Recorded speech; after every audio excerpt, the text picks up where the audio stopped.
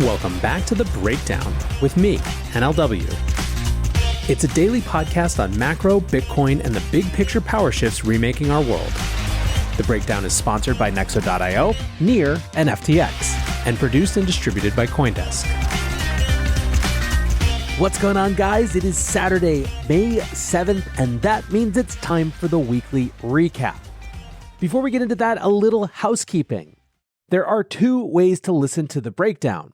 You can listen on the CoinDesk Crypto Podcast Network feed, which comes out in the afternoon, or the Breakdown Only feed, which comes out in the evening.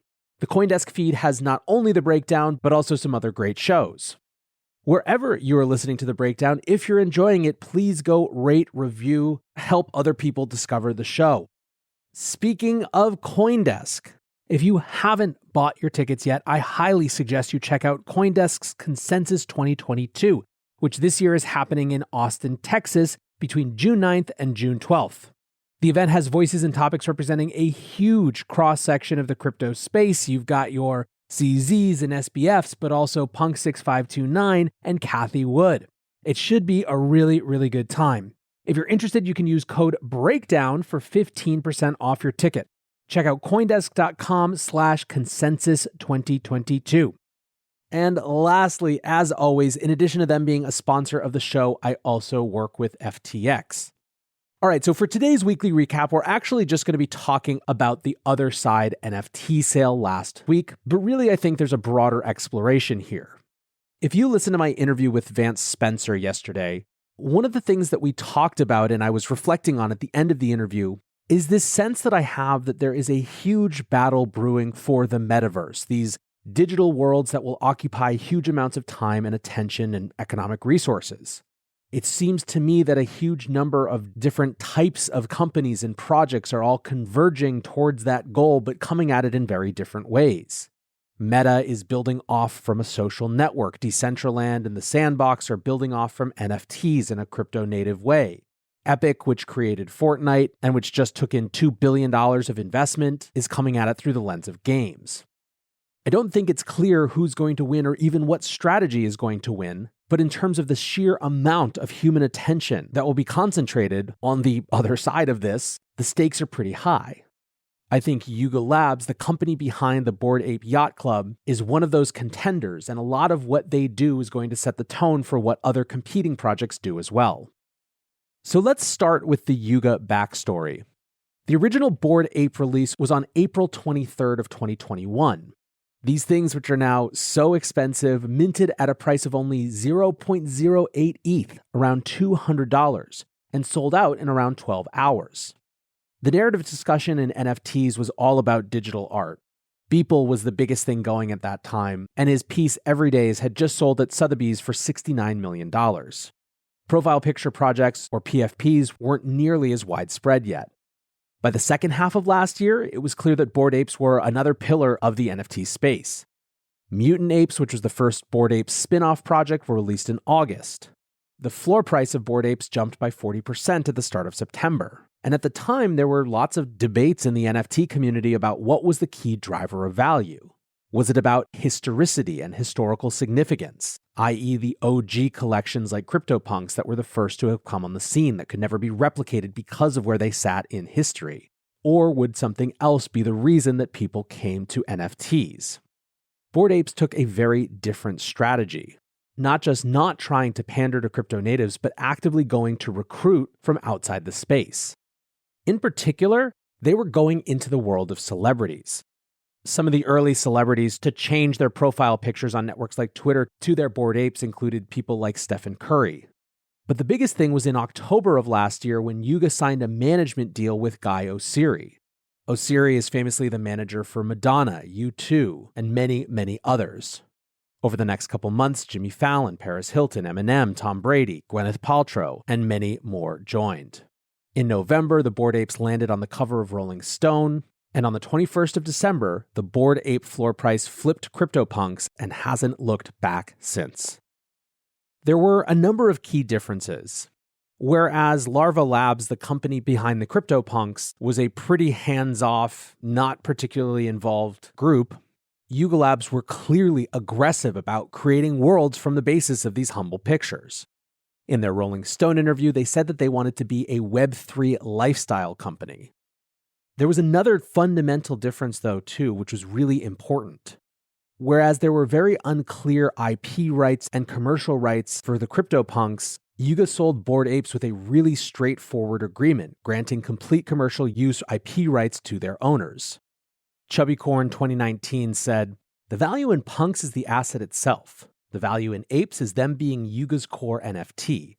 These are very different things." By the end of 2021, it was clear that involvement and the value that Yuga Labs was trying to invest in the broader BAYC community was shaping what people's expectations of an NFT community could be. By the beginning of this year, it became clear that their ambitions were much bigger. Looking for ways to step up your crypto game? Then go with Nexo. For starters, you get free crypto for each purchase or swap. How about earning guaranteed yields? Up to 17% paid out daily. Ideal for you hardcore hodlers. You don't even need to sell. Instead, borrow instant cash against your assets. Get the most out of your crypto with Nexo at nexo.io. That's nexo.io. This episode is brought to you by Near, a climate-neutral, high-speed, and low-transaction fee Layer 1 blockchain platform. Near is a blockchain for a world reimagined. Through simple, secure, and scalable technology, Near empowers millions to invent and explore new experiences. Business, creativity, and community are being reimagined for a more sustainable and inclusive future. Reimagine your world today at near.org. The breakdown is sponsored by FTX US. FTX US is the safe, regulated way to buy and sell Bitcoin and other digital assets, with up to 85% lower fees than competitors. There are no fixed minimum fees, no ACH transaction fees, and no withdrawal fees. One of the largest exchanges in the US, FTX US is also the only leading exchange that supports both Ethereum and Solana NFTs. When you trade NFTs on FTX, you pay no gas fees. Download the FTX app today and use referral code BREAKDOWN to support the show. In March, as Yuga Labs was out preparing to raise capital, their pitch deck was leaked to the block. There were big numbers on revenue and growth, but the bigger revelation were details about how Yuga was thinking about their metaverse strategy. In the deck, Yuga referred to current metaverse offerings as underwhelming, saying, "Today's metaverses are trying to make something new, but they're really just creating something boring." They also specifically pointed out that current metaverse platforms were somewhat disconnected, both from each other and from the Web3 personas that people had started to form. Within a couple weeks, Yuga announced a monster $450 million raise at a $4 billion valuation. And since then, it has just been thing after thing after thing. They acquired the rights to CryptoPunks and Meebits from Larva Labs, and immediately gave those projects the same type of commercial rights that had been guaranteed with Bored Apes. They created and airdropped ApeCoin to Yuga NFT holders with no specifics about what the new coin would be used for. And finally, they released a hype trailer for their metaverse named Otherside. As soon as the Otherside announcement came out, there started to be rumors of a land sale. On April 24th, 2 weeks ago, the rumors started to firm up with announcements. The mint would be held on April 30th, a week after the announcement. The Other Deed Land NFTs would be for sale for 305 ApeCoin each. A total of 55,000 NFTs would be available to mint, with an additional 45,000 being reserved for current Bored Ape and Mutant Ape holders. Users would have to complete a KYC process on a Yuga website to participate in the mint, and Yuga reminded buyers that they would need, quote, some ETH to pay for gas fees, which, as you will see, becomes a key part of this story. Leaning into the mint, ApeCoin went up 25%, and during the mint reached a volatile range of between 20 and 26. The hype on crypto Twitter was crazy. 0x Bender says, Otherside drop is shaping up to be dangerous. The entire timeline is preparing for war. Countless tweets about how many blocks it'll take to mint, people calculating their first transaction to avoid getting gassed out late. This isn't the way the drop should be happening. Could be very ugly. Josh Browski wrote, BAYC land sale is going to set records. And set records it did. 27,000 users purchased all 55,000 other deeds at a price of around $5,800. When the dust settled, 16.7 ApeCoin had been spent, worth around $317 million, making this by a lot the largest NFT mint ever. Those were not, however, the only records set. Ethereum gas fees spiked in a huge way, with users spending between $4,000 and $10,000 per transaction on the gas fees alone to mint the other deeds. Overall, $172 million in Ethereum transaction fees were spent during the mint. Keep in mind, for context, the previous largest entire day ever for transaction fees on Ethereum was last May and was $122 million. The narrative turned almost immediately to how chaotic this had been, how much gas had been wasted, and how Yuga Labs could have let this happen. Yuga took to Twitter and stirred up even more controversy, saying, "This has been the largest NFT mint in history by several multiples, and yet the gas used during the mint shows that demand far exceeded anyone's wildest expectations. The scale of this mint was so large that Etherscan crashed. We're sorry for turning off the lights on Ethereum for a while. It seems abundantly clear that ApeCoin will need to migrate to its own chain in order to properly scale. We'd like to encourage the DAO to start thinking in this direction." There were many on Twitter who seized on this statement about ApeCoin leaving Ethereum for a native chain as evidence that that had been Yuga Labs' plan all along. ZeroXFubar says, "If the unnecessary gas war was simply a marketing stunt to generate interest in a future ape chain, I find it extremely distasteful to burn $150 million of other people's money for a cheap trick." Mark Balin writes, "Just finished exiting all of my ape-related NFTs. Now that Yuga has revealed their true colors, I can't unsee it. Instead of designing their launch properly, Yuga broke Ethereum so they would have an excuse to launch their own L1. Ape needed a new narrative after the land sale. The art of a good con artist is that they'll promise you something new the second you come asking them for the last thing. They'll just keep adding more and more layers of complexity to distract you from what's really going on." It wasn't just Ethereum folks who responded with disappointment, however. BAYC community member ApeFather wrote a thread saying, "The community responded atrociously to this mint. The level of doomsday talk was terrible. Our bag bias was much too prevalent. But almost worse than that was the level of arrogance. Too many apes and mutants have let the money begin talking.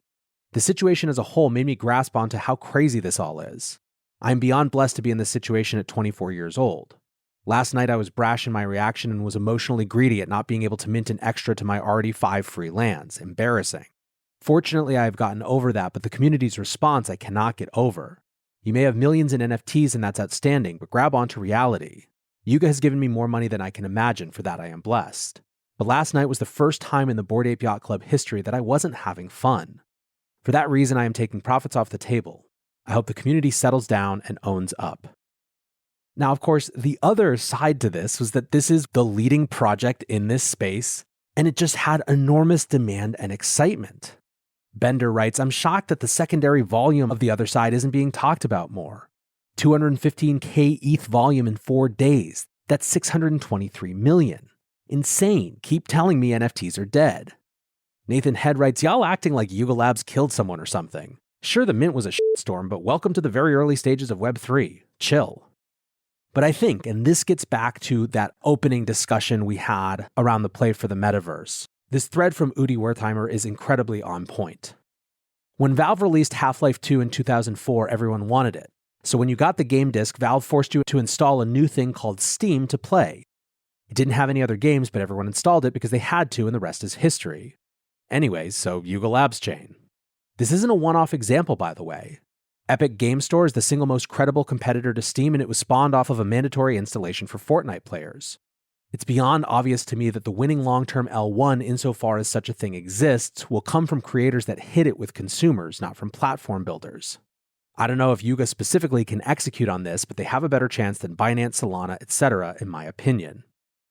Now, I have no idea about that last statement, but I do think it's a good reminder that so many projects out there right now ultimately are competing either to build the plumbing for whatever the metaverse becomes, or to actually be the ones to own it. Within that, there are going to be huge questions around trade-offs of things like speed and efficiency versus decentralization. Different companies, projects, and protocols are going to have very different answers to that question. Meta's not even going to pretend to have it be open and interoperable. It doesn't seem to me like traditional AAA game studios like Epic are going to either. For these projects that are Web3 native, what will they choose? I think that's a big part of what this is about. Anyways, that is the long story so far of what, even if you're not a holder or not particularly interested in the NFT space, is clearly one of the most dynamic, industry-shaping projects around. For now, I want to say thanks again to my sponsors, Nexo.io, Near, and FTX, and thanks to you guys for listening. Until tomorrow, be safe and take care of each other. Peace. Hey, Breakdown listeners, come join CoinDesk's Consensus 2022, the festival for the decentralized world, this June 9th through the 12th in Austin, Texas. This is the only festival showcasing and celebrating all sides of blockchain, crypto ecosystems, Web3, and the metaverse, and is designed for crypto newbies, investors, entrepreneurs, developers, and creators. Don't miss speakers like Kathy Wood, SBF, CZ, Punk6529, and Joe Lubin, to name just a few. Use code BREAKDOWN to get 15% off your pass at coindesk.com/consensus2022.